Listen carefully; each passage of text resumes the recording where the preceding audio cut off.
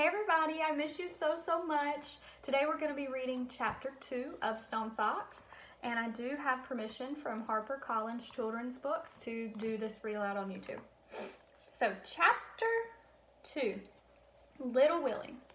A 10-year-old boy cannot run a farm, but you can't tell a 10-year-old boy that, especially a boy like Little Willie.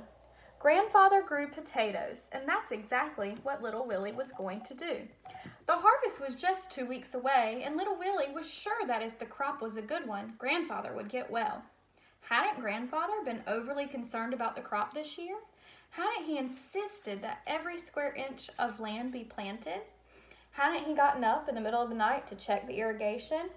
"Gonna be our best ever, Willie," he said. And he had said it over and over again. Yes, after the harvest, everything would be all right. Little Willie was sure of it, but Doc Smith wasn't. "He's getting worse," she said 3 weeks later. "It's best to face these things, Willie. Your grandfather is going to die." "He'll get better, you'll see. Wait till after the harvest." Doc Smith shook her head. "I think you should consider letting Mrs. Peacock in town take care of him like she does the other sickly folks.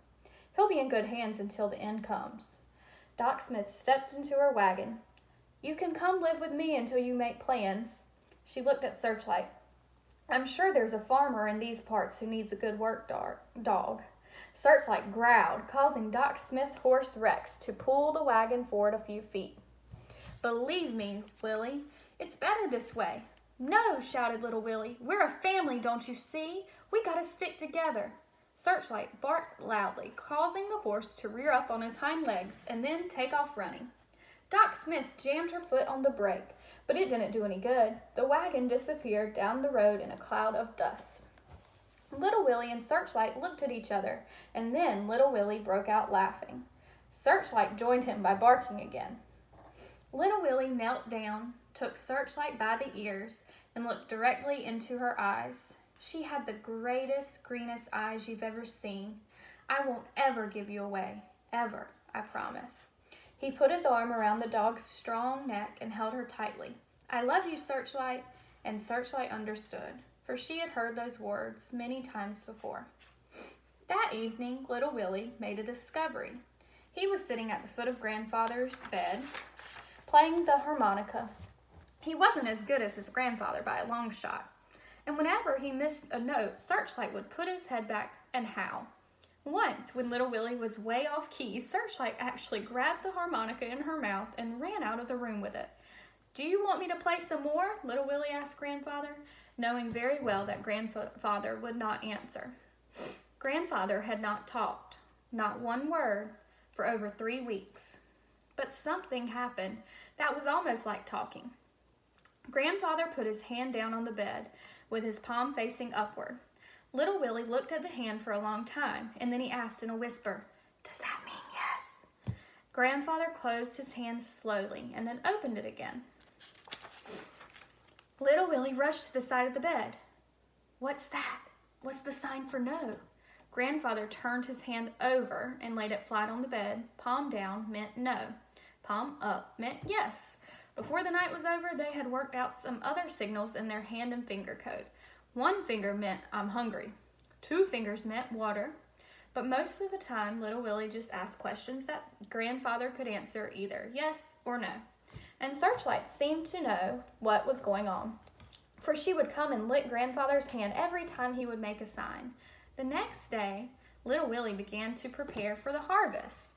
There was a lot of work to be done. The underground shed where the potatoes would be stored until they could be sold had to be cleaned. The potato sacks had to be inspected and mended if needed be. The plow had to be sharpened.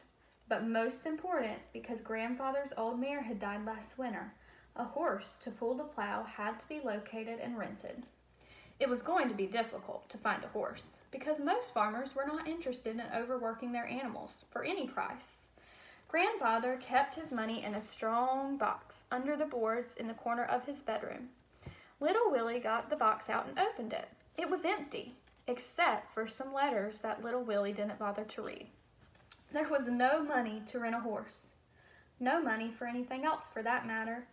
Little Willie had no idea they were broke. Everything they had needed since Grandfather took sick, Little Willie had gotten at Lester's general store on credit against this year's crops. No wonder Grandfather was so concerned. No wonder he had gotten sick. Little Willie had to think of something, and quick. It was now the middle of September. The potatoes they had planted in early June took from 90 to 120 days to mature, which meant they must be harvested soon. Besides, the longer he waited, the more danger there was that an early freeze would destroy the crop.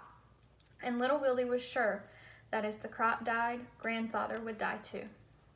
A friend of Grandfather's offered to help, but Little Willie said no. Don't accept help unless you can pay for it, Grandfather had always said, especially from friends. And then Little Willie remembered something. His college money, a horse. He had enough to rent a horse, pay for help, everything. He told Grandfather about his plan, but Grandfather signaled no. Little Willie pleaded with him, but Grandfather just repeated, no, no, no. The situation appeared helpless. But Little Willie was determined. He would dig up the potatoes by hand if he had to. And then Searchlight solved the problem. She walked over and stood in front of the plow.